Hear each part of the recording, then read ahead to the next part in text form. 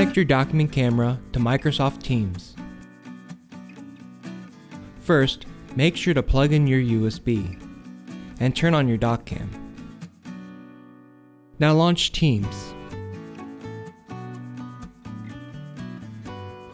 Then go to the settings,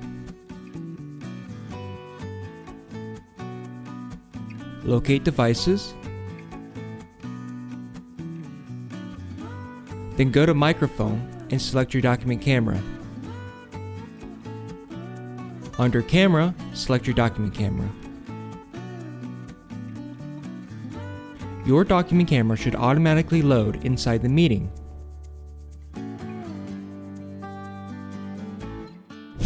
If during a call you need to change your doc cam, you can select the camera icon in your video window. If you have two cameras set up, Teams will automatically load the second camera. Alternatively, you can download IPEVO Visualizer and load your doc cam inside the software.